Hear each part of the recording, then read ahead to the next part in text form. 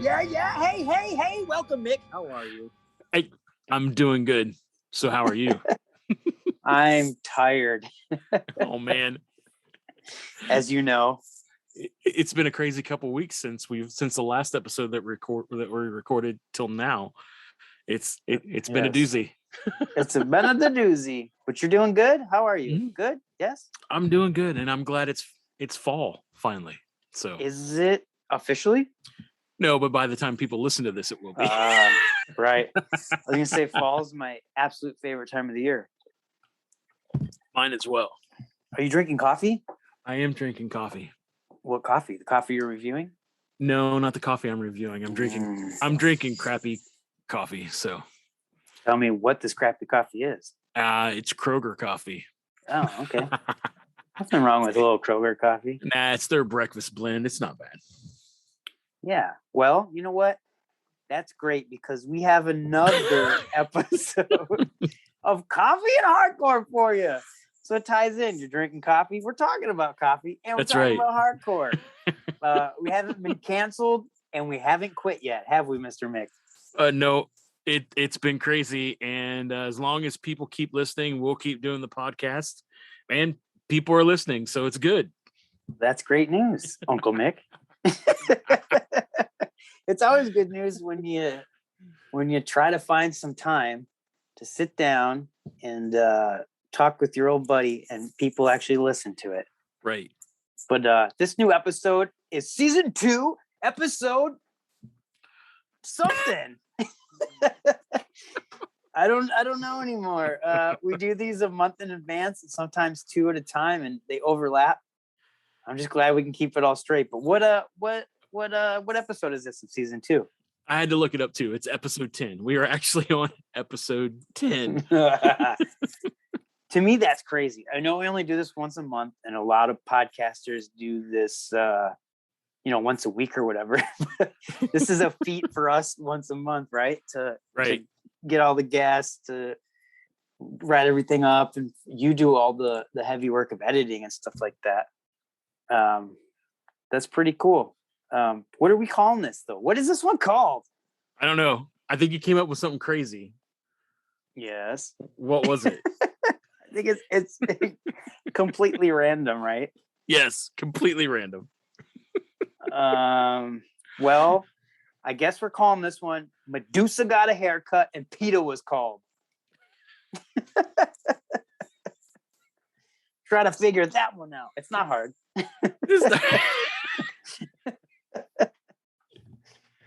There's absolutely no reason why. We're just shooting the crap, and you said, how about this? And I said, that's hilarious, let's do it. So that's why it's called that. It's almost like we've been listening to either too much Me Without You or a little too much Norma Jean, because none of their song titles make any difference. So. Now, what was one of the Norma Jean ones? I used to hate cell phones, but now I hate car accidents, or the other way around. I used to hate car accidents. Now I hate cell phones. I don't know. But we've got a really good show for you. We have the band Time and Pressure with this, which unfortunately, Wiley, you couldn't be with us on that chat. I know. I'm sorry. That's the second band interview chat I haven't missed. I know that I suck. And I was telling you earlier,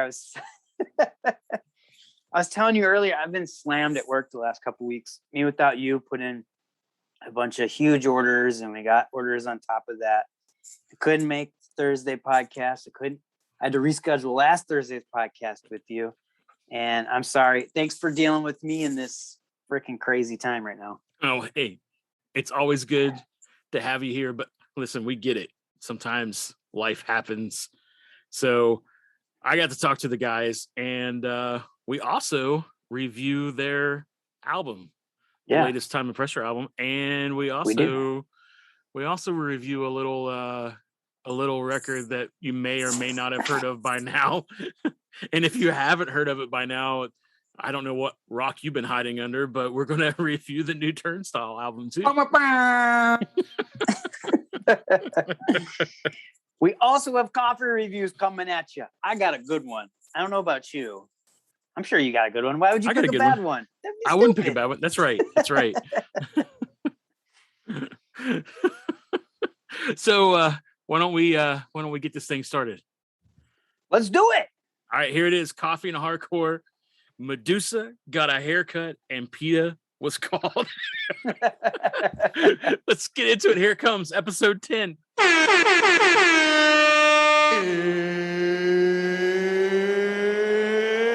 It's time!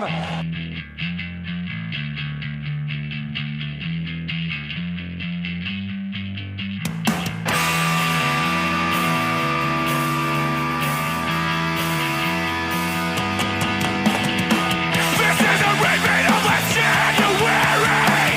This is death in June! A 6-year sentence punctuated by a blood red dot! Rips in the tights with a flash boom through!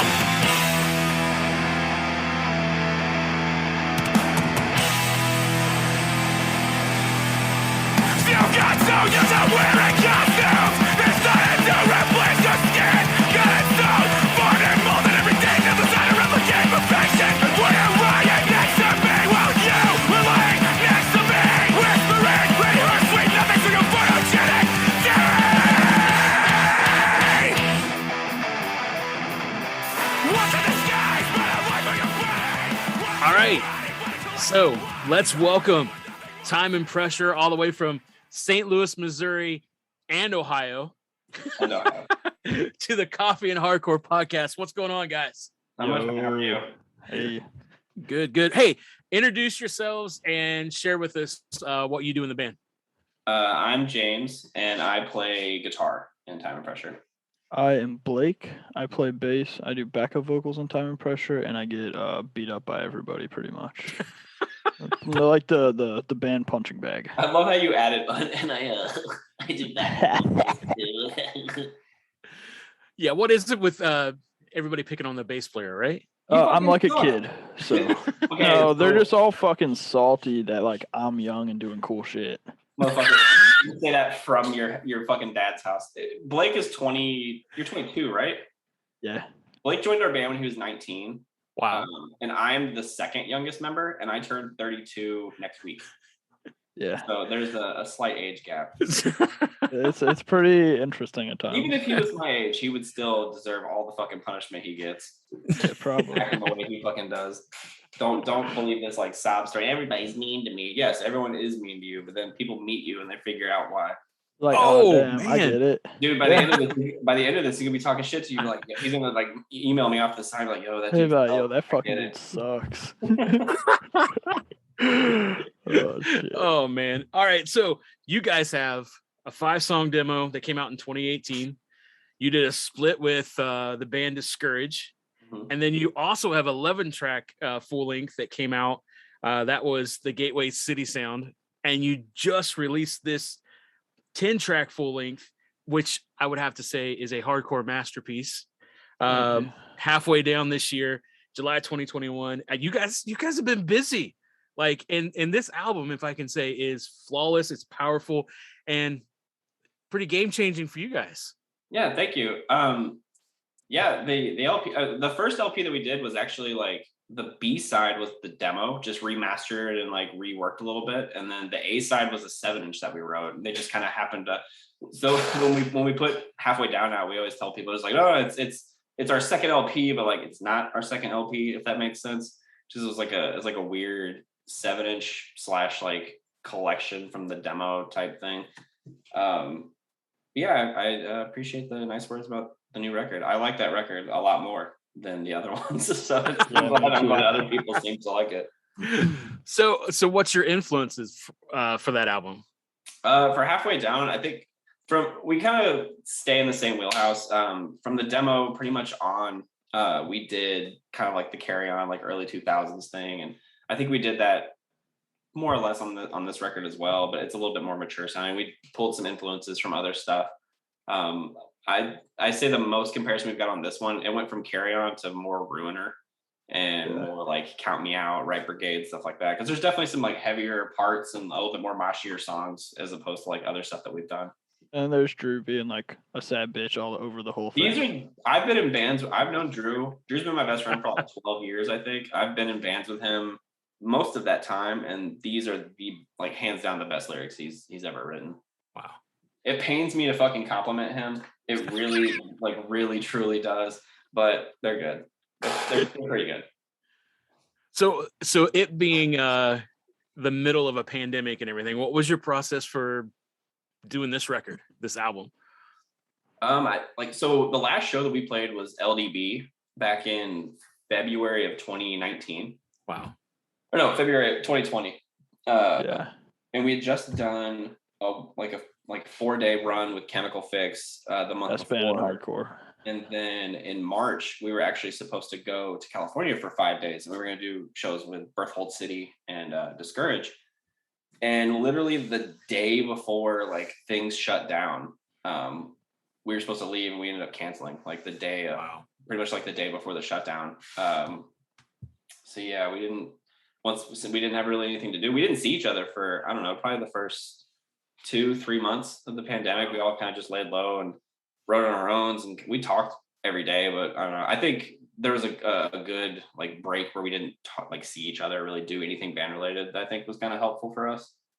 And then we started getting back together and writing, and then we just spent a good chunk of that time writing until we recorded. We had a handful of, I think, didn't we have like a handful of those songs kind of written, fleshed out? I think we had 6 to 8. Yeah, there was not a ton. Yeah, it wasn't completely done, but I want to say there was it was at least halfway. The done. bones were definitely there. Jesus Christ. But we had I don't know, somewhere between 6 to 8 songs, and then we were supposed to record in April, I think, or May, sometime in the spring. April. Drew was just kind of like, hey, I don't think these songs are done. My lyrics aren't as good as I want them to be. And we were still short on a couple songs, so we just sat and painstakingly fucking went through every single song. we would spend a full practice or a few weeks of practice just on one song, just crafting and refining everything. I think honestly, writing this record has been the most fun writing experience I've ever had with a band. It was very cohesive. Before, it was usually me or Dave would bring a song, and then that's pretty much it. That's how the song sounded, was how we wrote it, basically. And I think there was a lot, since we had so much time and we weren't touring, we weren't playing shows, we weren't doing shit. We had a lot more time to actually sit and think okay, cool, this song would be cool if it didn't sound like this, and then rewrite the whole thing. Yeah, there was a ton of time we did that. Yeah, we probably sat and refined those songs for at least another 6 or 7 months until we went and recorded in mid-November. We flew up to Chicago. We had flight credits from when we were supposed to go to California that we couldn't use for anything, so we just ended up flying up to Chicago and recording with Andy for a couple of days. I think we spent 3 days up there, Friday, Saturday, Sunday. Wow, you can tell you guys sat and marinated on those for a while because they came out awesome. Yeah, we took videos. Each time we practiced and we worked on a song, we would take a video of it, sit on it for a week or two, and then kind of take notes and tweak it. And Drew had a little notepad, and he would take notes of stuff while we were practicing and writing. And I think it's definitely the most cohesive and most collaborative we've ever gotten as far as music and stuff goes. I think it's just kind of been like that during the whole pandemic. The pandemic, while it sucked for not being able to play shows and things like that, I think as a band and as a group of people, we've definitely we had the arguments and we got a bunch of shit out of the way. It wasn't some weird Metallica, some kind of monster shit, but there was some underlying things between members. And I think it cleared out really well. And I think we're a lot more closer and just a better band because of it, because of the time we got to spend with each other writing and working on things together. So you guys did something a little bit different. You guys kind of put out the digital release before you put out the vinyl. Mm-hmm. And was that because the pressing plants were so backed up, or that's pretty much what it boiled down to. It was normally the way Safe Inside does their rollouts. It's 1 to 3 singles kind of leading up to the pre-order, and when pre-order comes out, and then usually street dates 4 to 6 weeks later. Our record isn't slated to be completed until now. I think it was finished this week, maybe. Yeah, it got pushed back. Yeah, it keeps getting pushed back. It goes from, it was supposed to be early September, and then all of a sudden it became late October, and then now it's like mid September, I think. Now I'm hoping we have enough, or I'm hoping we have copies in time for our record release next month, but I think we will. Wow. Because I know we talked to the guys in Bitter Truth. That album that episode comes out in September or this month, and they were talking about how their record, that record been done forever, but they just been waiting to. And I think it's finally they're going to do a pre-sale for it. Yeah, it goes up tomorrow morning. Yeah, at 7 a.m. via Patient Zero Records. Get that fucking exclusive, that low color, because that record's good. And Gary is great. I love that dude. I love Patient Zero. Those are the homies too. Yeah, we've known those guys for I think the first time we ever played with them was 2018, like on one of our first runs up to Grand Rapids and back. Yeah, it was really funny. I played with them once, and like I played with them a few weeks ago. I played with them in Detroit with another band that I play guitar in, and man, that band just gets like better and better every time I see them.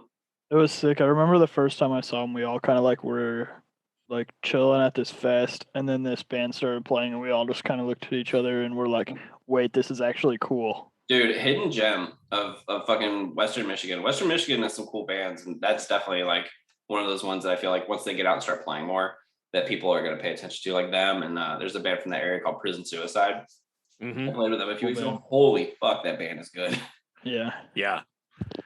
No, I played a show with those guys at Takehold Fest, and they played right before us, and I was like, okay, how's this gonna work? Because I have to watch them and set up at the same time. So there was like a little side room that you could run through where all the equipment was. So I was running back and forth trying to make sure I could see them and get set up at the same time. But yeah, that Manasseh, his vocals are insane. Dude, such a nice guy too. Oh yeah. So kind. Cool band. I was just talking to their guitar player this morning. Actually, he's trying to sell me a cab the next time, because we're playing in Grand Rapids, I think in December with them for Sweat Fest. So I might be lugging home a new cab from there. So talking about playing shows, we're in a weird moment right now. We just came out of the crazy pandemic, still carrying on, and now the whole Delta variant's happening, and it seems like it's hitting some places hard. What are you guys looking to do in the next couple of months? Like, are you going to be able to push this record out with a tour? Or I live 600 miles away now, so it makes things a little bit more difficult. Definitely. I moved to Cleveland in June, and it was kind of abrupt. I think I told them in like mid-April, like, oh, hey, like we might move to Cleveland. And then I closed on a house in June. So it's just like, hey, I'm moving to Cleveland. I'll see you later. So we've got stuff planned. I mean, I can fly home occasionally. We're playing Promcore in Tulsa in October. The day before, we're playing in St. Louis for our record release with Chemical Fix, Fixation, Discourage, and then this local band, Life Sucks. I don't think we have anything else until December. They're coming out to Cleveland, and we're going to play at Nod's Class. And the next day we drive out to Grand Rapids for Sweat Fest, which I think it's announced in a week from today. Wow.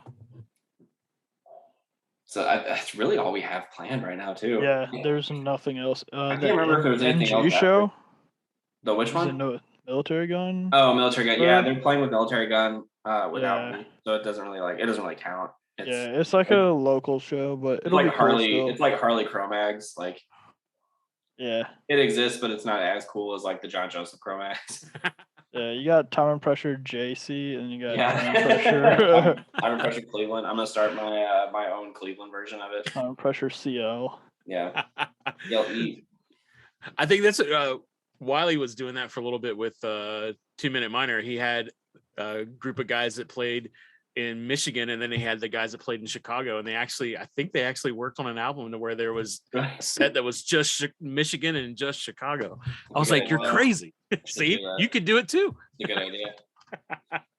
That's too much. Sounds like too much of a headache for me to like want to do that. That's good. That's why you won't be fucking involved. Yeah.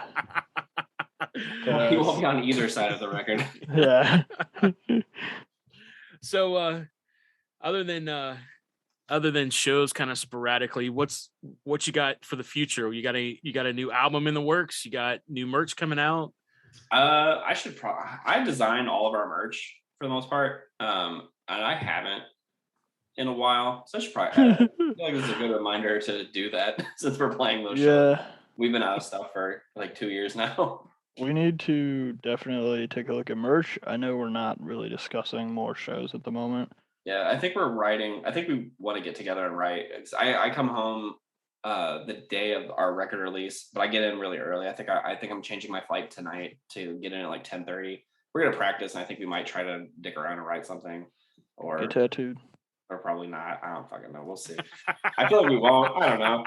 I feel like our band's in like a weird space right now where we're kind of like planning the future and maybe like planning a future where the band doesn't exist anymore, and like kind of seeing where, like, kind of checking things off that we want to do before we kind of just like, all right, cool, I guess we did everything we could do. Fucking peace. But yeah. I guess we'll see how. I know California rescheduling has been a thing that we've kind of talked about.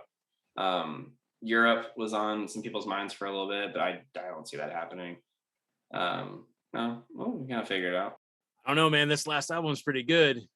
I know Bert's gonna listen to this and be like, "Yo, you better go play some fucking shows." Yeah.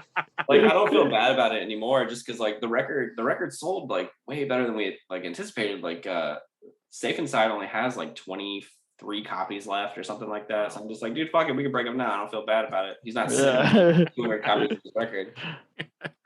I kept hearing from, not just folks posting about it, but tons of bands were posting the album. Like, you got to listen to this. You got to check it out.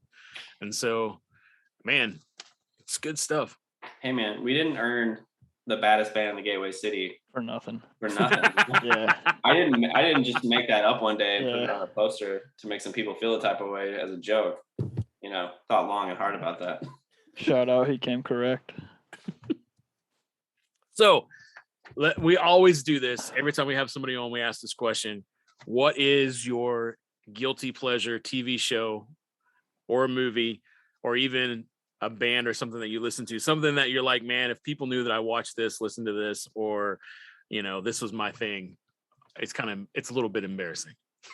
I'll let Blake go first. His whole fucking life is one big embarrassment. So I'm sure he'll quickly. I got one. Blake used to be really good friends with a TikTok star. That's pretty fucking man, let's chill on that one. So one thing that like I know James and I are both super into is the band Kiss. That's like something we kind of bond over. It's kind of sick. That in like 70. Remember we listened to the first Boston record like front to back on the way to Tulsa that one morning. It was sick as fuck. So like we both really fuck with Kiss. We're actually like doing some tattoos when he's in town. So that's gonna be cool. And I don't know, if you think Kiss doesn't rock, then you need to get your ears checked. The band's awesome.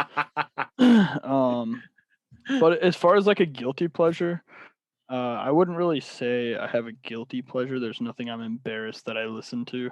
There's probably things I should be, but I don't really care because like everyone in my band makes fun of me all the time. So like, I've learned that like living with embarrassment is just kind of my life at this point. So I listen to pretty much everything. It took knowing us for you to fucking figure that out. Okay. Yeah, man. Thanks. But yeah, I mean, I don't really give a fuck. I listen to whatever I like. If anyone doesn't like it, that's their problem. I got a lot of fucking problems with you. Yeah, probably.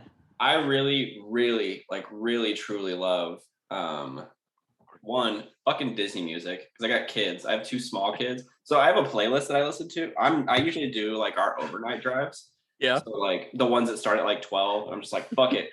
I drink like 2 Reigns and like down a bunch of caffeine pills, and I have this playlist called LOL Don't Die, where it's Disney music that my kids listen to, like Disney songs, and then a shitload of like obnoxious white girl pop.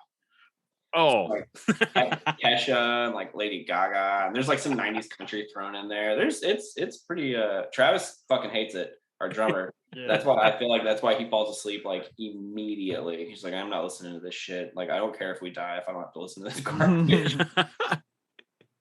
Yeah, I've got 3 kids, and yeah, the Disney thing that happens quite a bit at my house.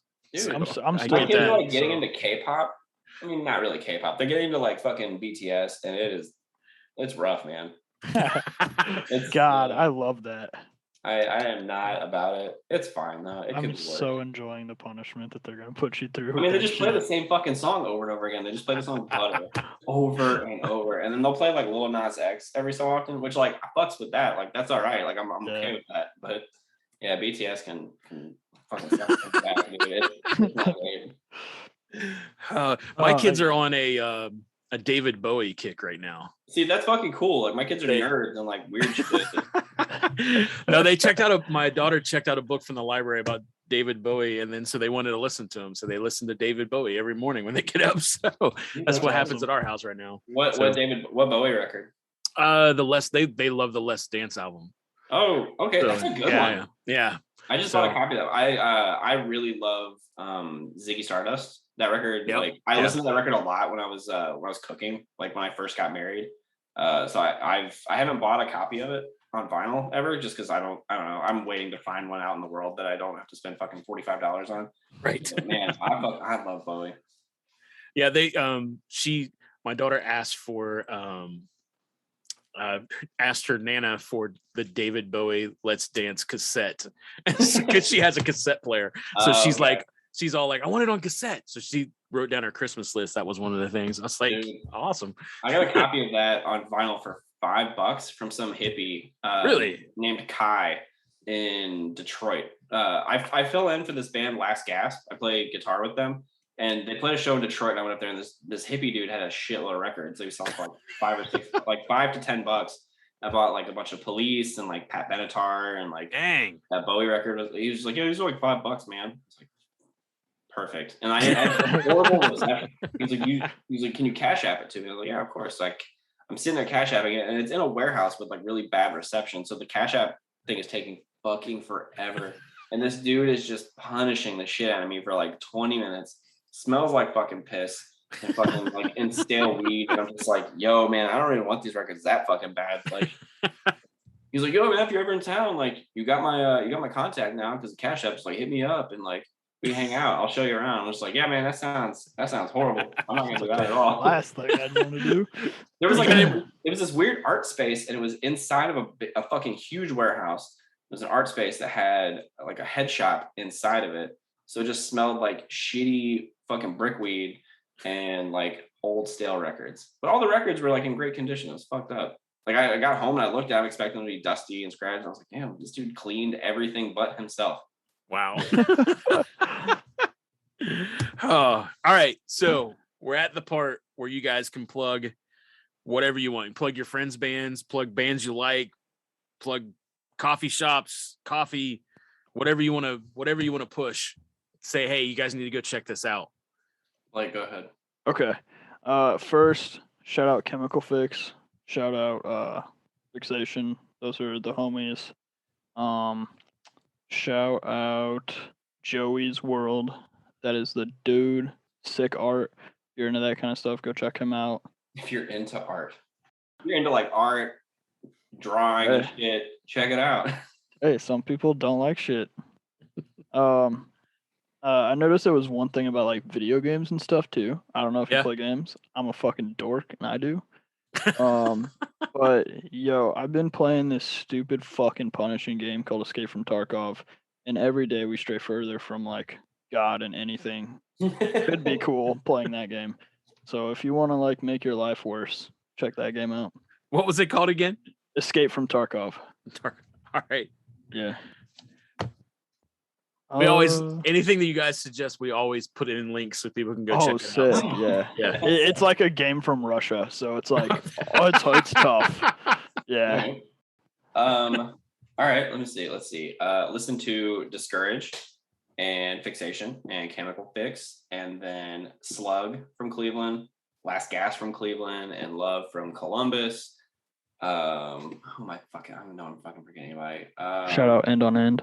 Shouts out End on End. Best straight edge band of the last like 50 years, except for Youth of Today, but like almost a little bit better than Youth of Today. It's been fuck Red Bait since the beginning, but even more so now. I think that's really about it. Awesome. I don't drink coffee. Oh, I know we have members of our band that drink coffee, and I'm just like, fuck y'all. I'm gonna talk about water and energy. Nice. Look. I'm not even a coffee dude, but I just went and hung out with the dudes in Chemical Fix up in Philly, and there's the grindcore coffee places there. And I had the coolest cup of fucking coffee there. What the so- fuck? It's just beans you can drink, man.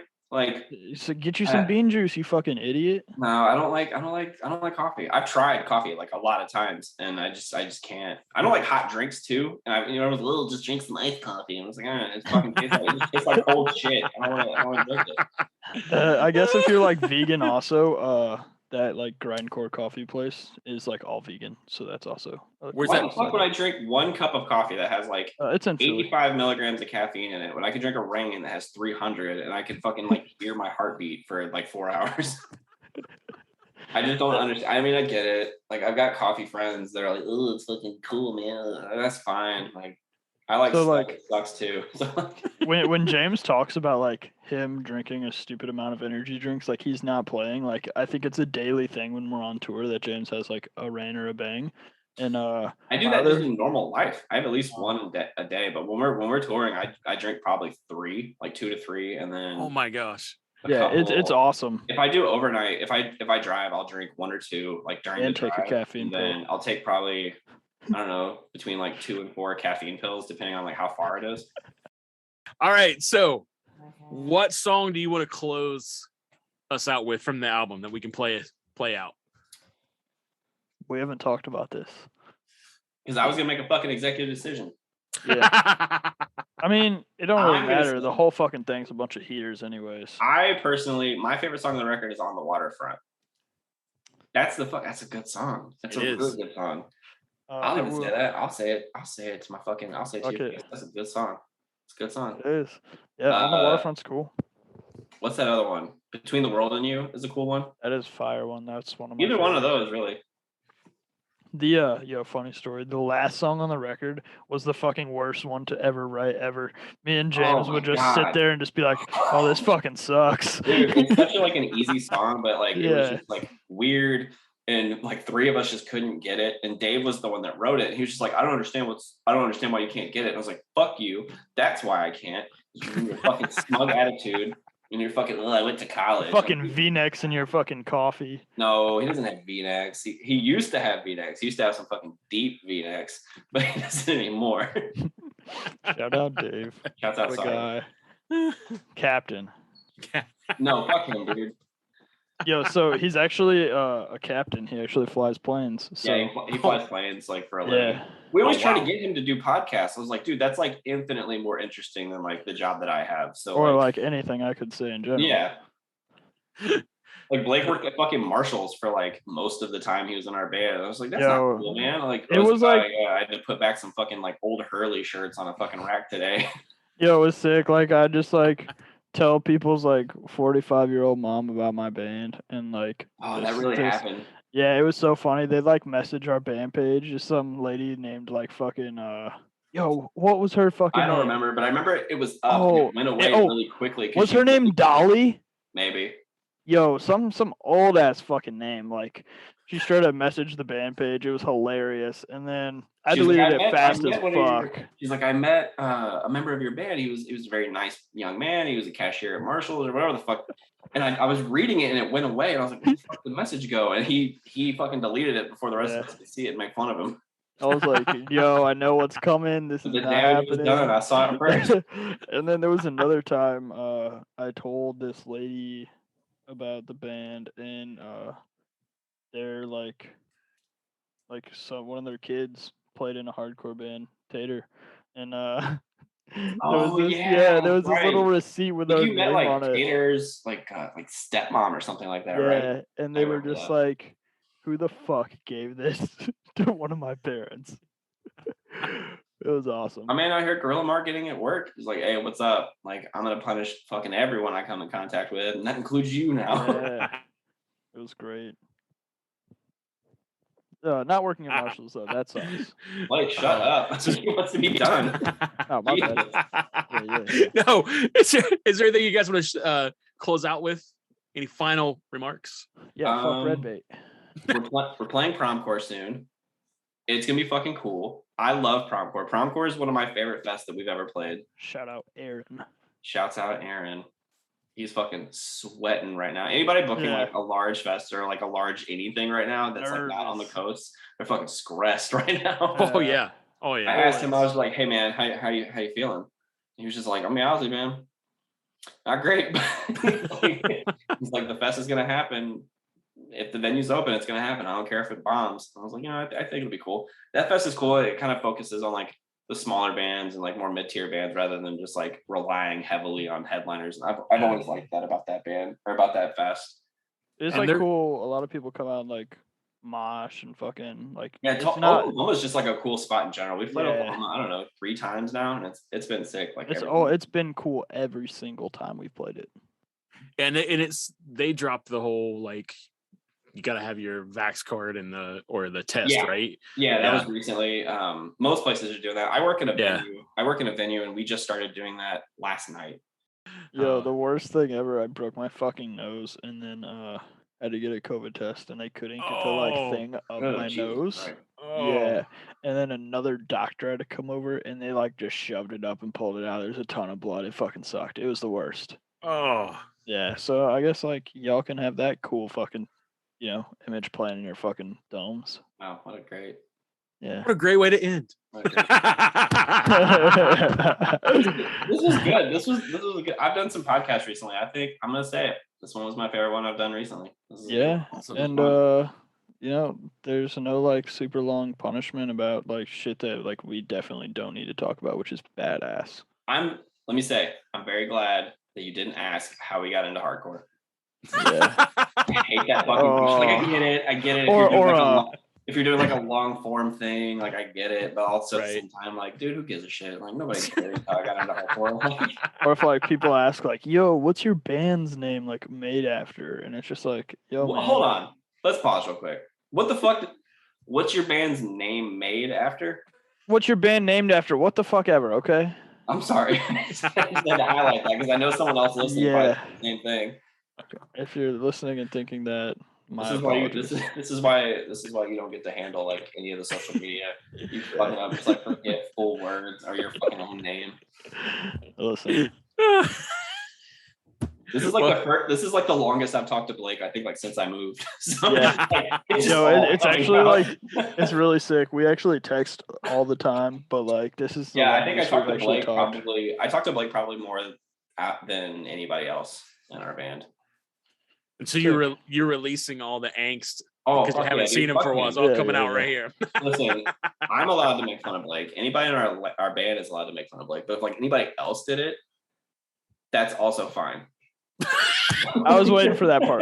Yo, so if you want to see me get made fun of, go to our Twitter. It's all our Twitter is. So that's all our. I tweeted today. I was like, hey, like I'm doing a podcast with Blake tonight. 1 like equals 1 shut up, bitch. So like, yeah, they got like I don't know 20 likes or something like that. And I feel like I let people down. I only did just 1, but it is what it is. I can't please everybody. Yeah.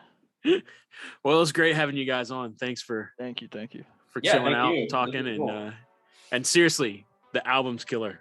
Thank you very much. I'm glad people are liking it. We were all kind of like when we were finishing it, I was just like, yo, I like this record a lot, and like I listen to it still too. I was just really hoping that it wasn't too much of like a departure from like the stripped down stuff that we did, because we were adding like acoustic guitars and pianos and shit.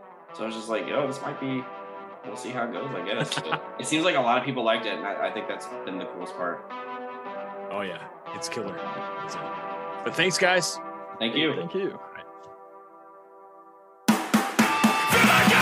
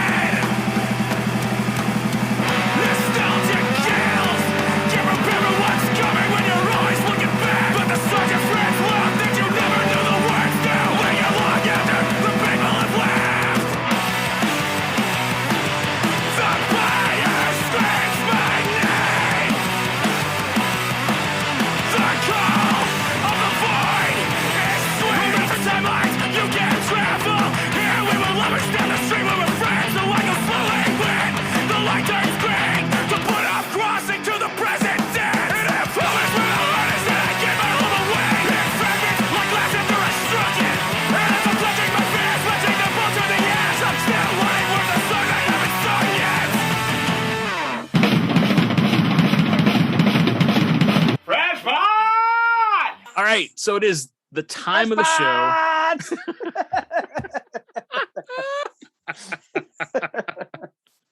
Yes, it's time where we review some fresh pots of coffee. And I've got my pick for this month. Wiley has his pick for this month. And I'm going to go ahead and share mine first, if that's okay. Yeah. Can I interject real quick? You sure can. Libby, my wife, was telling me, she's like, I really like that you're calling the segment where you review coffee fresh pots. And I was like, well, we didn't come up with that. I was like, that's a Dave Grohl thing that I actually found out about. I don't know if you already knew, but No, I didn't know about it. From Skullcrack. Yeah, from Skullcrack. Yep. From the song that you heard in the beginning. Yeah. Of our show intro to get us into this podcast. At the end, they yell "Fresh Pots," and that's from a Dave Grohl clip. Fresh Pots. I'm out of control. Let's hear it, Mick. All right. So I'm going to be reviewing the Mountain Brothers specialty blended coffee, all the way from Sevierville, Tennessee. It's a coffee that's brewed there, or not brewed, but it's roasted there in a small, from what I was told, cabin close to the general store in Sevierville. And they had a ton of freshly roasted coffee set up in the general store, and you went and you picked your own. You got your own scoop and you poured it out. And Lindsay and I were walking by all these. Wait, so they roast it there for you? No, it was roasted down the street in a cabin. Oh yeah. And it smelled so good, and the one that smelled the best was the pecan pie. Now I know that Wiley, you do not care for the specialty coffee that has the different mixes in it, but this one isn't actually that bad. It's not overwhelming. It smells delicious. The pecan pie does not overtake the coffee itself, but it is a medium roast. How about that? Medium roast. That's very, very, very smooth. And you guys are getting into medium now? We do every once in a while. Our everyday coffee is like a medium roast. But you prefer dark. I prefer dark, yeah.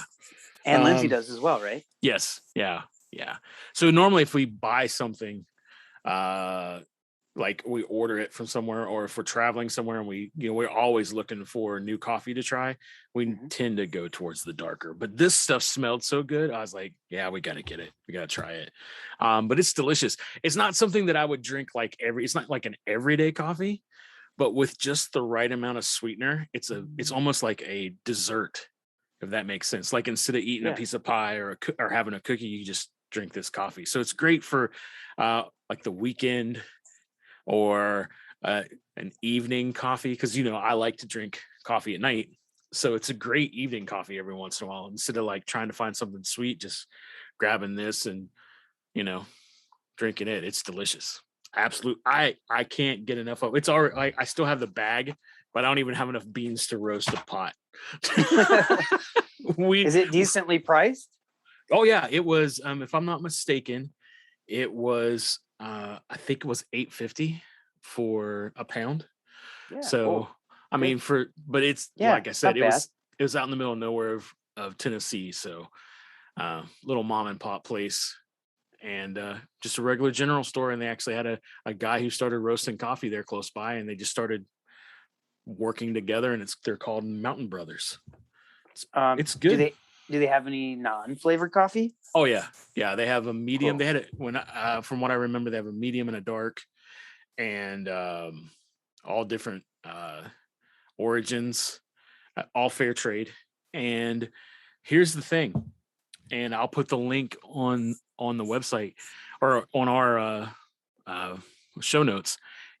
They said that they don't have it listed on their website, but if you called them and said, I'm looking for such and such coffee, they'll actually either grind it for you and send it, or just send you a bag and charge you the same price as what they would charge in the store. You mean they wouldn't charge you for shipping or anything? Oh yeah, they'll charge you a little bit for shipping, but they're not gonna they said they're not gonna jack the prices to ship it out. Gotcha. Yep. Cool. So yeah, Well, it was that's kind of good news. interesting. Yeah, they gave me their business card, and they were like, "Hey, as a matter of fact, it's right here." Did you tell me you did a podcast about coffee? I did, but it was an older lady, and I don't really think she cared. Like, She what? did- I don't know. Yeah. What? Don't What are you listen talking to about? that. What's a podcast? You listen to that in your boombox? That's And- pots. yeah. So hey, that's my coffee. What's your coffee? For some reason, what you just said reminded me of, and this is weird, but Mr. Deeds, when he just gets like tons of money from his dead uncle, Yes. and he's like walking down the street, and he's with the guy with the pipe, yes. and the old ladies are sitting on the bench, and he walks over and he's like, yeah, I guess I just inherited and he says like a crazy number, like $500 trillion or $1 billion or whatever. And she's like, that's nice. Don't spend it all on a fancy record player. Yes. I won't. When that movie came out, I watched it so many times. It's ridiculous. I love that movie. Oh yeah. I don't feel like I don't know. I don't feel like he's done great movies recently though. No, I don't either. But his 90s and early 2000s movies were so funny. Yeah. Anyways. So coffee. My coffee pick is from right here in Chicago, Illinois. Sputnik. Ooh. Have you heard of it? No, I have not. Oof, so good. My wife got me to try it, and she bought it for me. And I actually really like the bag. The bag got me to drink it. It's got these. Well, I'll tell you later, but the coffee company is a little different from the ones that we reviewed before because they only make one kind of coffee. Okay. And my wife told me that, and I was like, "Yeah, what?" So I went and looked it up, and sure enough, she was right. But it also comes in decaf, and they also make tea. Okay. But only one kind of coffee. It's a small batch roasted coffee from Colombia and Brazil. This has a medium roast taste. So I was gonna say maybe you don't like it. For those who like dark, you're out of luck. But you've been drinking medium, Right. so right. you might like it. But that's all they make is they make a medium coffee. Oh wow. Just one. Yeah, just one. Just one, and that's it. Yeah. I thought that was crazy, but That is I kinda like crazy. it. Awesome. Luckily, I love medium roast, and I like this coffee. This coffee is a whole bean, and it comes in a brown paper bag, like a looking like bag. Yeah. And the bag has red print on it featuring 2 dogs in spacesuits with a rocket going around the world. Woo! Oh. You're like, great. That's what drew me into it though. The dogs in the spacesuits. I was like, all right, this is gonna be some good coffee. I already know it is. It's got dogs in spacesuits. It's got dogs in spacesuits. It's gotta be good. The coffee has a very nice, rich, and bold flavor, leaving my taste buds very satisfied, Mr. Mick. It smells absolutely delicious, and it gives me like that higher end greasy spoon diner coffee that I personally enjoy. Right. And when we talked about like Oak and Crow, that's what I really like about Oak and Crow. It reminds me of that high end, like super high end diner coffee. Right. And I am a freaking sucker for diner coffee. Yeah. I love it. But I personally enjoy the Sputnik coffee, and I would recommend Sputnik coffee to everybody. I think you should try it. And for an 8-ounce bag, it's only $6. Can't beat it. Oh, no, that's good. It's pretty good. I know most coffee comes in 12, right? Yeah. But whatever, 8 ounces, $6, pretty good price. For those who enjoy a medium roast coffee, this should be on your to try list. That's all I got. Can you order it online? Yeah, you can order it. Oh, that's awesome. Yeah. That might have to happen. Yeah. I figured that since it was called Sputnik, you were going to tell me that it had Sputnik on the back. No. just the Wasn't there dogs. a Christian band called Sputnik? Wasn't it like World I don't know. Against World and then became Sputnik or the other way around? I think so. Spud Gun. Spud gun, not Sputnik. Yeah, Spud gun. We were close. We were This close. Whatever. Fresh Pots. All right. Hey, Mick, Yes, we made it to another album review. I know.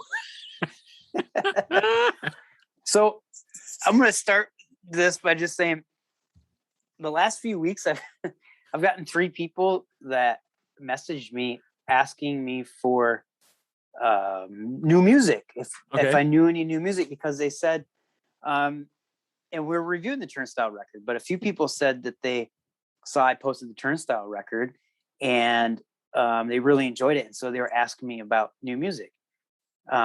Marshall's wife was one of them. Okay. But I had, I feel kind of bad for doing this, but I had because it happened like 3 times, and I had another person reach out and say, "Hey, I got into that Turnstile. Do you know any new music?" And I said, if there was a place that once a month, if there was a place that once a month they told you all about new hardcore music from last year and this year, would you want me to send that to you? Because I got a link for you. It's called Coffee and Hardcore. Did they say Anyways. yes, please, or did they say no? No, I don't know. I sent it anyways. That's awesome. Here we go. All right. We are reviewing Time and Pressure. Yeah, man. You got to chat with those folks. I did got to chat with those guys. Album, Halfway Down, released July 2021 of this year. 10 tracks. Yep. All right. You want me to get into it? Go for it. Cool. I really, really, really, really hey, just kidding. I really dig this record. I dig it. I pre-ordered it. I pre-ordered it on the Marble vinyl, and this record is their best yet, in my opinion. So I'm bummed I could not be on the chat with them. Nice. What was that? I just hit a button accidentally. I'm sorry. Nice. Sound like a star sound. Like you It were getting was. sucked into a new universe. I have to say, Mr. Mick, when you sent me this chat, I was laughing so hard because this was the night that I stayed late at work, and I think you sent it to me right after. I did. And I probably haven't laughed that hard at any Coffee and Hardcore chat ever. It was perfect. I hope you don't. I know you might have to edit a few things just so they don't get hate mail. Yeah. But I think you should lightly edit that chat because that's less work for me. But it's a breath of fresh air to hear 2 people bickering, joking around, and kicking each other in the chops as much as they did. Yes. Reminds me of how it was when we were kids, not worrying about the PC police or caring how you come off. It's a great chat with Time and Pressure. And I think with some light editing, they won't get canceled and it'll be great. It'll be all right. Yeah. Yeah. But all I'm saying is I understand why people are today, because so many people got away with so much stuff, but it's just nice to listen to people not try to edit themselves or hold their tongue. It's like 2 old men bickering is what it reminded me. It was great. Like grumpy old men, but they're young. Yeah, grumpy young men. It was amazing. Yes. Anyway, let's get into this album, okay? All right. It's a freaking great record. These songs are driving. They're in your face. I love the vocals, the screams. I love how he screams. It's just screams of truth.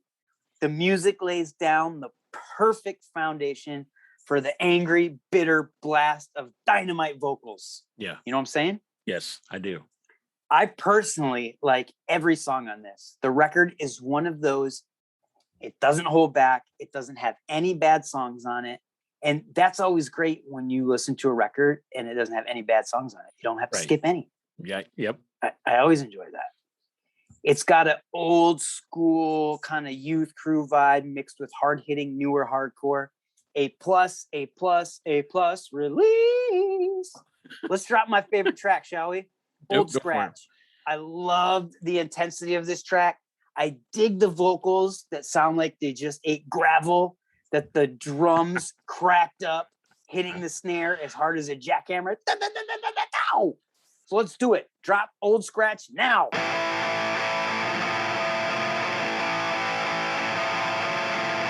me what it's like to move on. Tell me what it means to grow.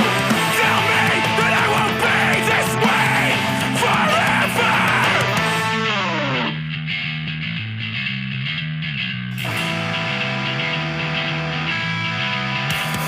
I always find myself in the right place at the wrong time. Left around in the same spot, but like my life forgets about me. So find me rooted in the soil. Deep enough to unearth my forefathers' remains. Don't break your back trying to pull me from the earth. Don't waste your pain on me. When I reach all the rejected limbs, they split, plumb into the ground. So pieces of me can be stripped and pulled to make the paper running down my confessions. You've heard them all before, but still I carve the words into my skin. Tell me how to leave this place and change or remain the same. I'm gonna stab the wind so I can live in the ground. I'm not afraid of the axe, I can withstand the ache. But if you swing at me, don't be surprised when your elbows break.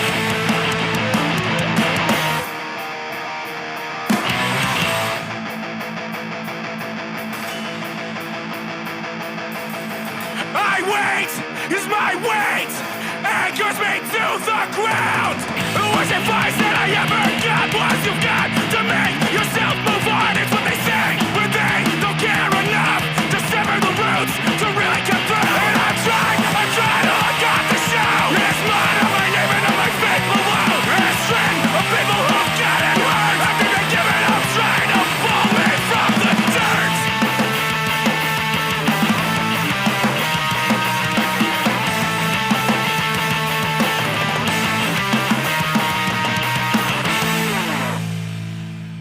Awesome. There it is.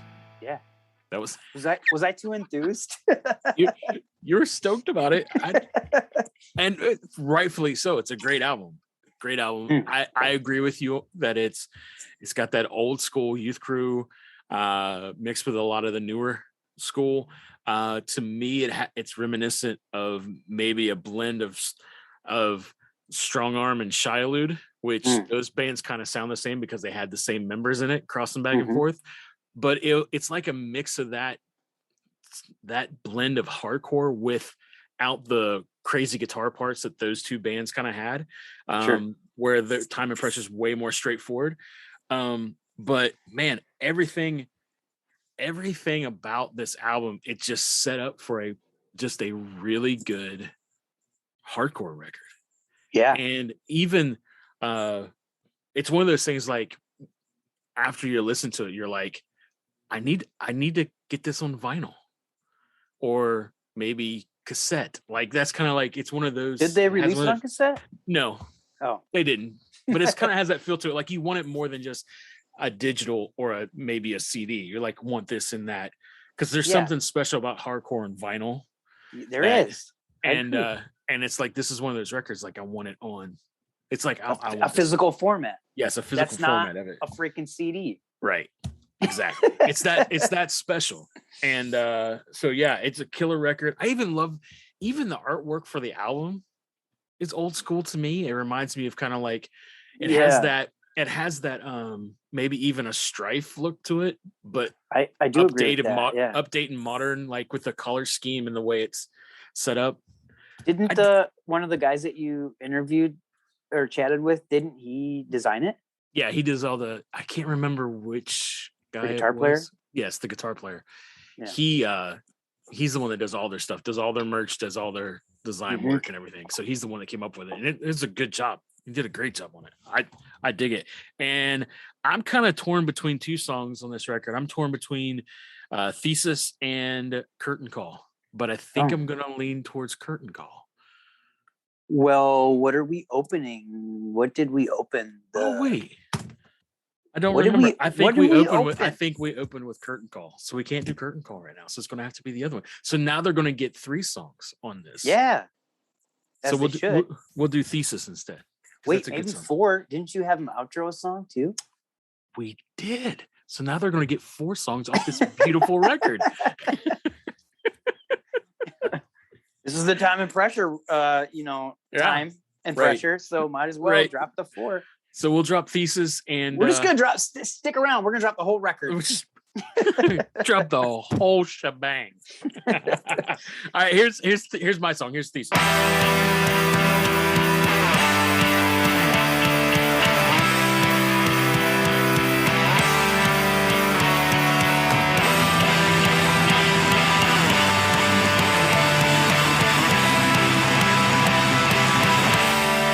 Will I feel regret? Will I know what I'm feeling?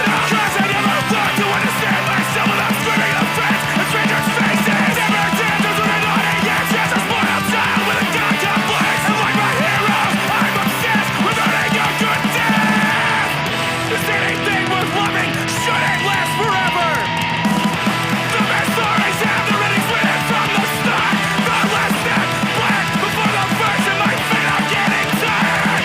Will I feel remorse for the parts I've lost along the way? The broken thread is scarred and a stolen blue wrapped up things replaced. I measure the years instead of less than devotees. And even I'm surprised how many songs I survived despite how hard I've tried.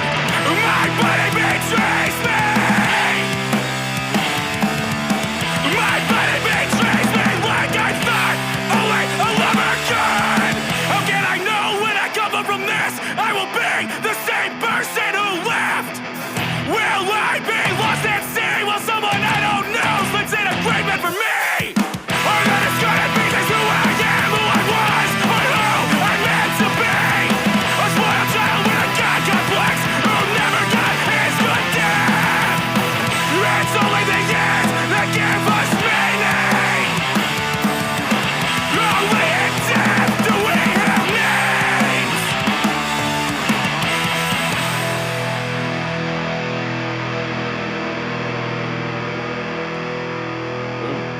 Boom. That's a good, seriously, not a bad song on that record. So Yeah, that's what I'm saying. I'm telling you that. It's so good. See, I kind of wish I was part of that chat, but in a way I don't, because it was perfect. I feel Right. like I would have ruined it. don't know. You kind of just let them do their thing, and that's what made it perfect. I just let them do their thing and laughed a lot. I just kind of I directed. know. I directed where it went. It was great. I wonder if I would have tried to like reel them in, which would have ruined it. So No, there good was job. there was no reeling in that conversation. Cool. So we got Turnstile. Yeah, tell us about. 'cause No, know I want you to tell us. Well, I'll give my thoughts, but you love doing all the fine detail Yes, work. So you're you better true. That's do the true. fine That's true. detail work, and then we'll drop what I think. Turnstile album Glow On, released August 2021 of this year. 15 tracks. Yeah. Yeah. Oh, you want me? Do you want me to go? I want you to go. Oh no, you want me to go? Okay. Okay. Yeah, yes. yeah. Yes. I'll go. All right. So I heard about this album. I've heard about this band since because they've been around a long time, right? I mean, Yeah, decent. decent amount of time. I think it's like their 3rd record, if I'm not Yeah. mistaken. Full length. They've done a ton of singles and EPs, but how I heard about these guys was I actually enjoy watching wrestling. Okay. Yeah. And one brand that I like to watch is called NXT, and they actually had one of their songs. This is like 4 years ago. They had one of their songs for like a pay-per-view event that they were doing. And I was like, good grief, this band kicks. Who is this? And then I dug into them. And so I would keep up with them. I would listen to them every once in a while, and they were good. And I like them. And I know a lot of people were really into them before this album came out. Real But- quick, this is yes. their 4th album. Fourth Sorry. album. Okay. Yes. But then I saw somebody post, I think I can't remember which single it is. Holiday, probably. No, it wasn't Holiday. It No? wasn't Holiday. I want to say it was probably Mystery. I want to say it was It was one of the songs that was a part of that brick of videos that you sent me, which that is so creative. We can talk about that later. But I heard that song. I was like, oh my goodness, this is really, really good. And then I kind of forgot about the album coming out. And then somebody else posted that it dropped, which it dropped in August. And I was like, what? And then I heard Holiday. I heard that song. And it is so freaking catchy. And I was like, why am I drawn so much to this entire album? Why am I drawn to the sound of it? And it's because it reminds me of Snapcase. Yeah. The early Snapcase.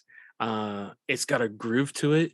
The guitar tone has this, it's so good, it's annoying. It's like not over the top heavy, but yet it's not weak and brittle. It's got this nasty I don't know how to describe it other than it reminds me of some of the mid 90s hardcore bands. Their kind of guitar tone that's kind of just gritty and almost like it shouldn't belong in a hardcore band kind of tone, but it's freaking good. And there's so much weird rhythm stuff going on, and the bass getting in the pocket with the drums just so stands out. And then they'll drop some weird techno thing in the middle of nowhere, and you're like, what is going on? Yeah, it's like a 90s drum pad. Yeah.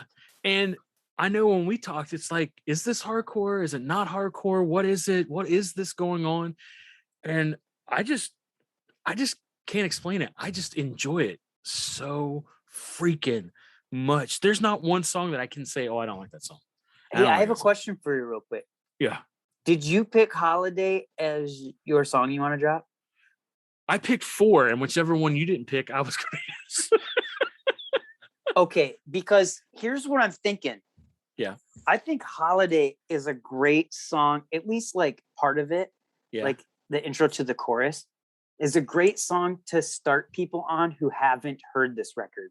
Yes. Which by now most people have, but right. I feel like we should drop a Holiday just because I think that's the song that grabs you in, and then the other ones actually become better and grow on you.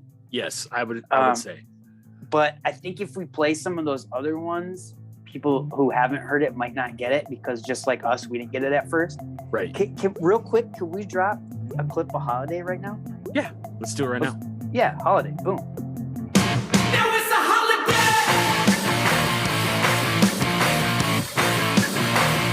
Now it's a holiday.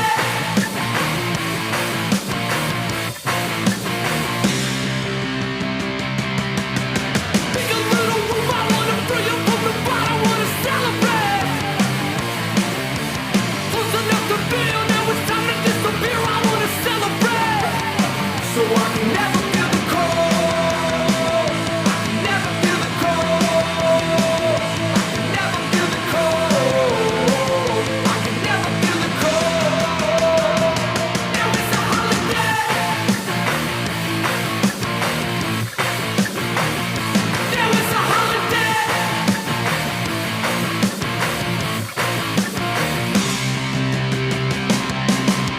To right, to live, to rock, to die, I wanna celebrate. Beauty is built right from outside, and now you're imagining. So I can never feel the cold. I can never feel the cold. I can never feel the cold. I can never feel the cold. And I can sail with no direction.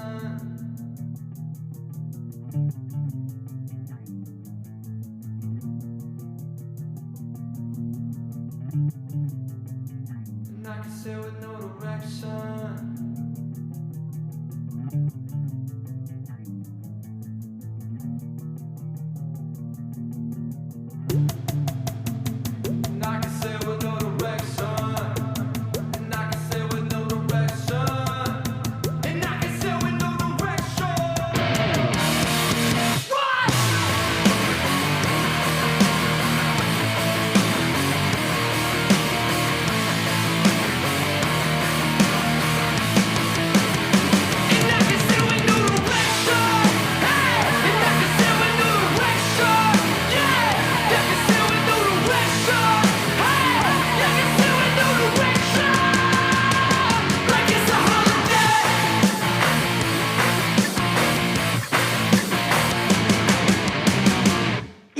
That song kicks. I know. It's so catchy.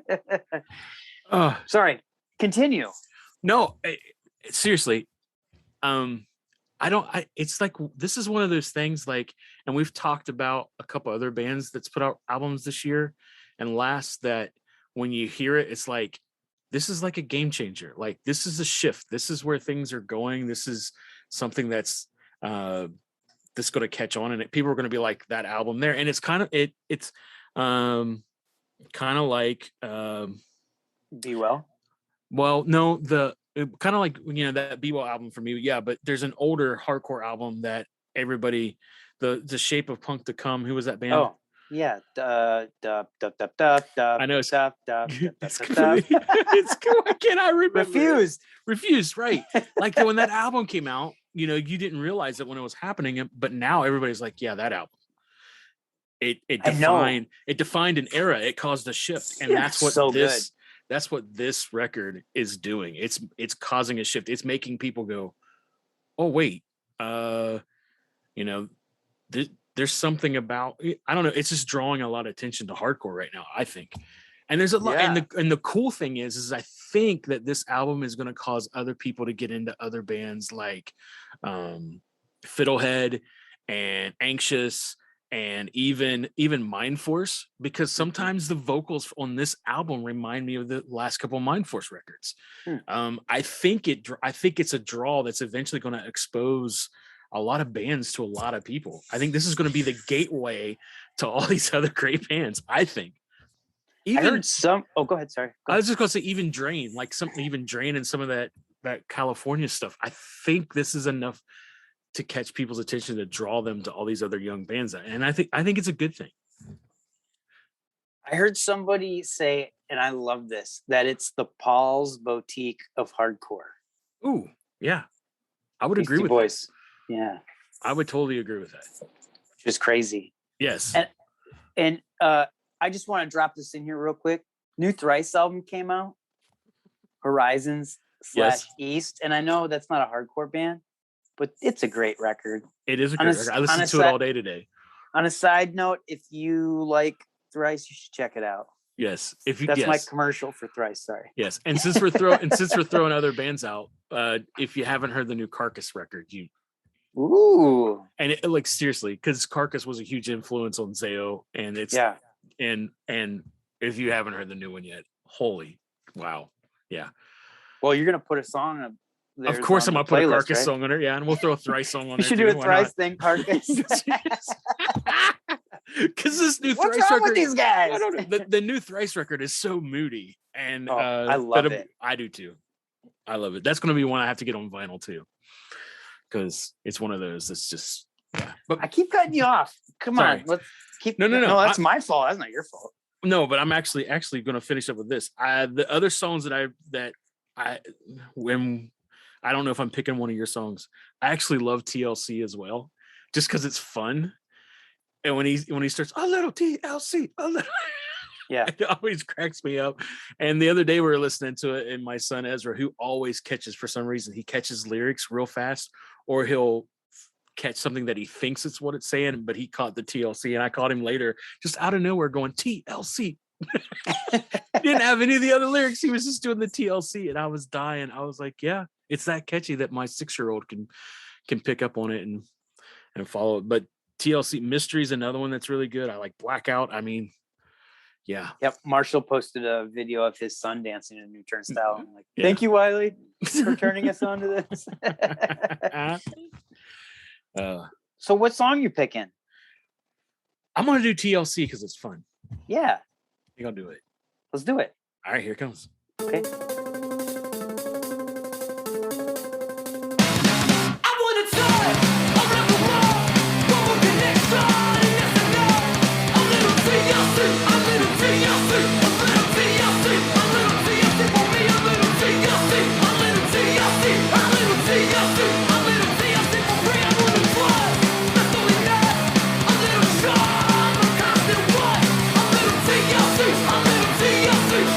TLC,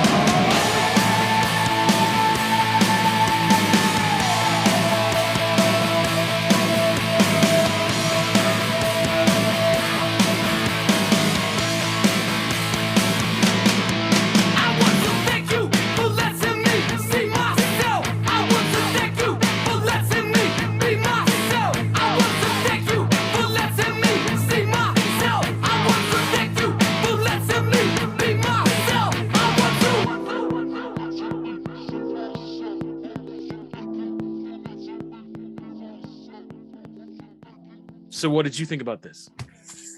About this record? Yeah. I think you know what I think about this record, but I'll let everybody else know what I think about this record.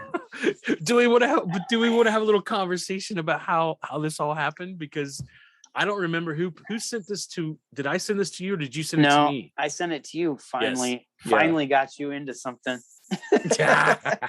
See, that's happened before too, though. Like Idols, I found an Idols clip on Spotify. It recommended me after listening to another band, and I sent it to all of the October Death guys, and I was like, dude, this is before their big album came out, their last album, right?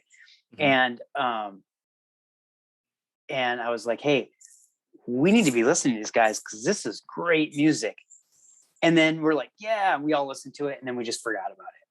And then our bass player ended up resending it out like, hey, remember you sent this?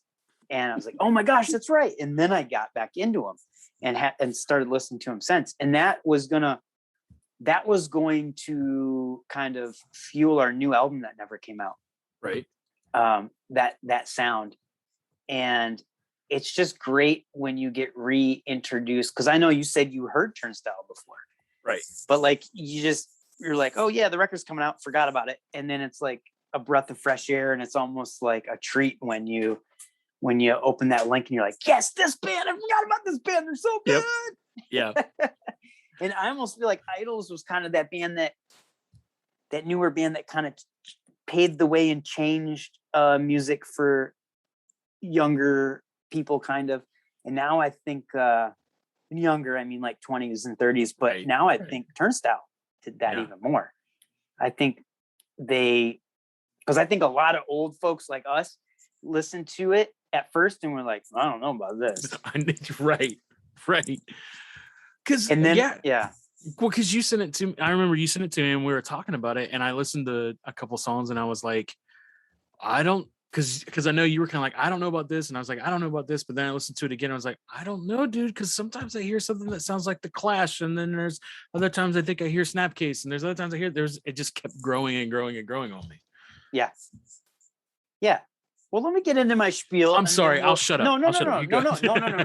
Hey, I do this. I interrupt you, and I'm just saying, let me get into my spiel because I talk about some of this stuff in it. Okay. So I don't want to. You're fine. I just don't want to talk about it and then re-talk about it. But right. Okay. Let me get into this. Okay. So this album is interesting, and also a reason why I actually like that we have a month in between podcasts. And this is what I'm saying. If we would have reviewed this the week it came out, my review would have been completely different. Right? Like we were just talking about. Yeah.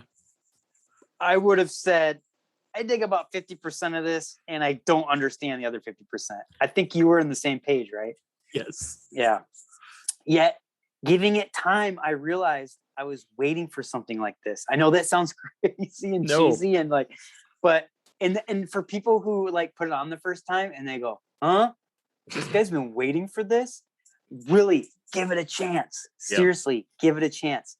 And it, you might not like it, but give it a chance. Kind of like the Be Well record that you introduced me to. Yeah. I didn't get that record at first. I was like, dude, no, this is like emo trying to be forced into hardcore. And then, like I said, we had like 3 weeks to listen to that. And it grew on. I was like, oh crap, I gotta go listen to that Be Well record so I can do this dumb review that Mick sent me. And then I was like, no, I'm liking this. Listen to it more and more. It's got that Taking Back Sunday mixed with hardcore feel that I dig. Anyways, this new Turnstile, game changer for them, game changer for us, game changer for the hardcore community, a game changer. Yeah. I got it on vinyl for $65 and I feel lucky. I know that sounds crazy, but I got the white copy of it and they're going for like $150, $200, right? For the white one. Yeah. The pinks, it is. The transparent cloud pink one's going for like $700 to $1,000. The black one is even going, like the one that they made the most of, is even going for around $50 to $100. That's insane. And I got you the black one. Yeah, I know. Like, and I don't know how you pulled that off, but you did. Well, this local record store that we should give a plug to, A Bucket of Blood Records in Chicago, Illinois. They sell used records. They sell new records. They sell cassettes. They sell used DVDs and VHS. They sell books. They sell comic books. This place is a gem in Chicago. You should put a link to them, which I think you are writing it down. I'm writing it down right now. Yes. But so I drop off 2 Minute Minor records to them, and they sell them for us at the store. And so I went to go bring a new batch of 2 Minute Minor records, and I said, just shooting this out there. I doubt you have it, but do you got any of the new Turnstile Glow On? Yes, we do. We've got one. Someone pre-ordered it back in August, and they never picked it up. They never paid for it. We tried calling them twice. Ghosted us. If you wanted it, it's yours. $23. I was like, I'm PayPaling you now. I PayPal them. It's like super close to my work. So I just walked there and I picked it up, paid for it first before I told them what I'm about to tell you. I told them. And I said, these are going for like around $100, even the black ones on eBay. He's like, no. So I pulled it up and showed him. And he's like, oh, you're going to go sell it on eBay, aren't you? I was like, no, I would never do that. I would have you. If I was to do that, I would have told you first so you could do that. I was like, I'm giving this to a friend of mine. Him and his wife really want this record, but they don't want to spend $100 for it. And he's like, okay, that's cool. So that's when I took a photo and sent it to you. I said, this is yours. Well, you even called and left a message on my phone, and you're like walking back to work, I think, and you're like, oh, yeah, I got this record. You're so excited about it. I was like, what? Yeah, I was super excited. And your wife better share it. She will. She told me she would. Okay. Good. The thing is, the record player is with me and all my library. Glory. Stuff. Of your glorious library. By the way, we're chatting here, and I'm looking at. I got caught up. My ADD got caught looking at all of your toys and your gadgets and your books back on your shelf. So if you catch my eyes wandering, I'm trying to look at what Funko toys you got back there. I see the Coffee and Hardcore sign that Mark Sylvester made. Yeah, we have a book problem in our home. We like books quite a bit. So it's a good problem to have. I have a record problem that costs me a lot of money. The records are on this side of the room. Okay. You got that problem too. Yeah. But I am looking for a decent price, solid Baby Pink record. If anyone, wants to sell me one for a decent price. If you got one out there. Yeah. If my wife's listening, earmuffs. She does not want me spending any more money on records. I will say though, if you don't like this new Turnstile record, that's okay. Everyone's got personal preferences, but if you don't like it, the first 2 times you listen to it, you should at least give it one more listen. Yeah. Yeah. I don't know. I think this is honestly the record that hardcore needed to mix things up. Like you said, it's got that 90s drum pad beats mixed with pretty guitar parts, yelling, singing, weird transitions, and it's just epic songwriting. Yes. My favorite track is Fly Again. Yep. You have to play it into the chorus for the listeners when it says, still can't fill the hole you left behind. That gets me in the feels for some reason. Yeah. Drop Fly Again. Let's do it now.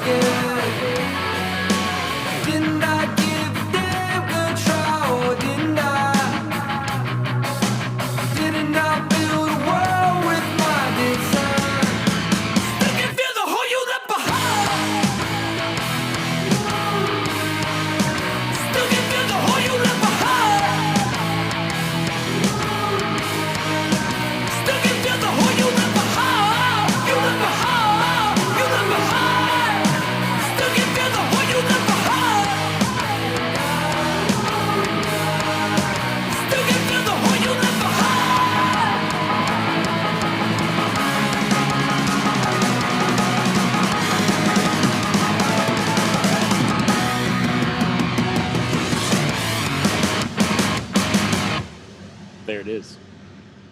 Yes, that was our album review. That was it. Listen to Turnstile. Listen to Time and Pressure. Go buy Time and Pressure's record. Yes, do it. Try to Where find. where they selling that? Deathwish. They're selling that from Deathwish, right? Yes. Yeah. Yeah.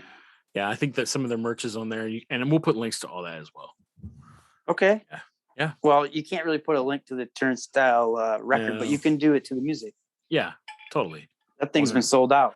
Yeah.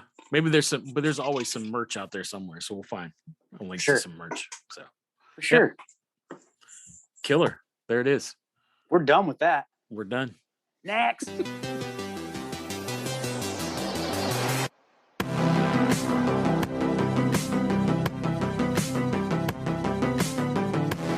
There's no laws in this place. Anything goes. It's Thunderdome. All right. We really hope you enjoyed the show for this month. And we thank you for hanging out with us till the end of this whole thing. Yes. Yes. Yes. Yes. Thank you. Even if you fast forward it or listen to it in pieces, we thank you for making it to this point, hearing our voices to welcome you a goodbye. Does that make sense? We have a great show next month. We have Mick and I's friend, Steven Scopa of Straight Edge for Christ, boom, boom, boom, joining us. And the plan is to chat with Joel Odie of the band Worst Self about their 14-minute, I think it's like 14 and a half minutes. Oh, wow. Their almost 15-minute song they just released, which you and I were talking about this. Most 2-minute minor releases that we do, actually all of them, we make for 7 inch records. Right. And all of our records have been about 14 and a half minutes because that's what you can fit on a 7-inch. So to like wrap my head around, they released a 14 and a half minute song. That's our whole record for a year. And it's a good song too. Oh, it's so good. Oh yeah. The song is about if Joel would have died in a car accident he got into several years back, which he's going to get into. I don't want to take anything away from him on that, but I'll be honest, this song pulled on my heartstrings. Yeah, it's a good song. And like we said, we're not gonna give anything away or anything, but like when you told me what it was about, it made it even it's deep. It's good. Mm-hmm. But speaking of Steven Scopa, he's actually coming on to take over for a few months because why? That's right. Yes, he's coming to take over, and why? Is because I'm overwhelmed. No, because I got a little baby on the way. That's right. Yeah, Steven Scopa of Straight Edge for Christ is taking my spot, and I thought he was a great fit for this, by the way. But my wife and I were having a baby, a little boy, Otto Wiley Willis, and I'm taking time off from 2-minute minor. We're working on our new full length right now. We're recording it in October, which I know this will drop after that. It'll be 10 songs, but I think the record is going to be like 27 or 28 minutes, which is our longest record. Holy cow. It's going on a 12-inch, released by Veritas Vinyl. Taking a break from X Redline X, which you are in the middle of learning the songs and then recording them. Yep. And taking a 3-month break from the podcast to help out, to be present with my family because I'm always so busy. So that's good. Thank you. That's awesome. I know. I trust me. I got 3 now. Yeah. And I know what it's like for the first one to come along, and it's fun, exciting, and exhausting. And I will give you one piece of advice. Sure. You ready for this? One piece of advice. Let's hear it. At night, when everybody's asleep, when the baby wakes up, get up with your wife. Oh yeah, you told me that behind the scenes. So this is a little knowledge drop. Official. A little knowledge drop for everybody. Yes, for all you soon to be or someday in the future dads out there. Dad, wake up with your wife or your significant other whenever the baby wakes up too. It is a huge help. Trust me, because when we had Audrey, and there was the first couple times, like, because I can sleep through anything and I can fall asleep in 2 seconds. And I started realizing, you know what? I bet it would be good if I just woke up and kind of at least just hung out. And it was good. And it helped Lindsay out a lot. So I'm telling you, it's great dad advice. And Appreciate it. Seriously, it's some of the most amazing times in the middle of the night when your baby wakes up, because they do crazy stuff. I'm sure. And don't be afraid of the first diaper.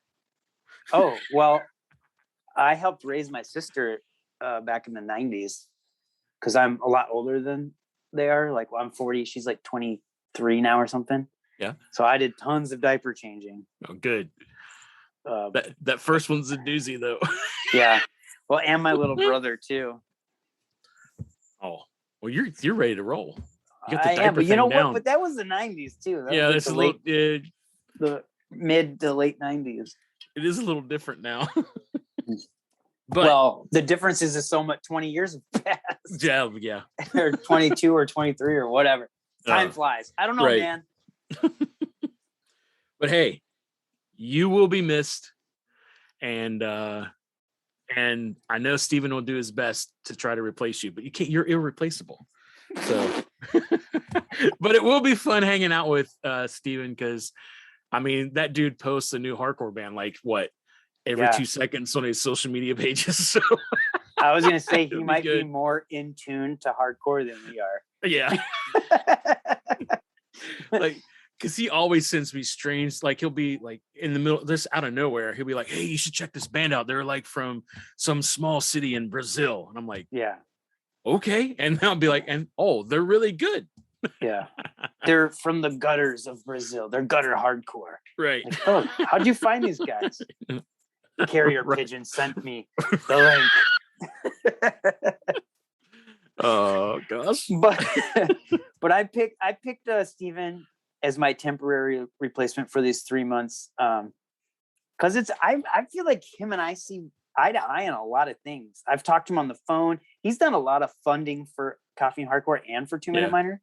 Yeah. He's funding this project that we won't say yet, because I want everything to line up and work out.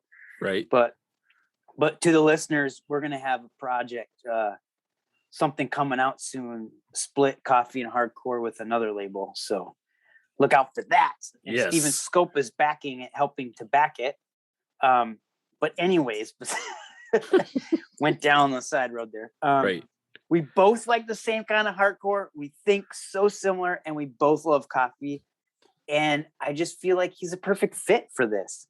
Cool. I can't wait to chat with him on the podcast. I think it's gonna be good. Yeah. I'm excited. I mean, you know what? I really am. I'm like actually thinking about it.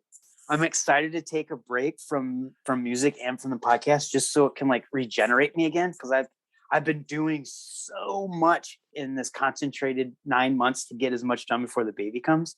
Right. And so I'm just excited to be a listener for 3 months, and I know I'll miss it. No. Well, with all that being said, I hope everybody enjoyed the show. And if you did enjoy the show, please follow us on Spotify. Leave us a review on wherever you can do that, on whatever you're listening to us, on whatever podcatcher that you've caught this cast. Leave some sort of review and then share it. Send it to some folks, and so they can enjoy the goodness that has just happened. But and if you haven't liked our social media stuff, go like that stuff too, because that's where you can find out about, hey, this release that's getting ready to come out. And then also you can catch the any kind of set list that we put out or anything like that. All that stuff's on there. Oh, and don't forget to listen to the set list that we've been doing that has all the bands that we talk about during the show. So yeah, those are great. Yep. I'm excited for that. I am. You know what? I like that you do that. I know I say this. I know even this is like the third time. This will be the fourth now, right? Or fifth? Yes. I don't know. Yeah, one of those. I can't keep track. But I listened to it and I like it. I think that was a great idea. So I give you props for that, Mr. Mick. Well, thank you. All right. That's it, you jerks. We're out of here. So Mick, drop that Battle Royale Coffee and Hardcore outro song to end this. Coffee and hardcore, coffee and hardcore, coffee and hardcore, boom it on. Coffee and hardcore, coffee and hardcore, coffee and hardcore. Do it right. We got the double, we got the juice, we got the joke, we got the views, we got the gold from you out the border. If you like the back, you better support them. Coffee and hardcore, coffee and hardcore, coffee and hardcore, boom it on. Coffee and hardcore, coffee and hardcore, coffee and hardcore. Come on, try to ride. Deal with it, nerds.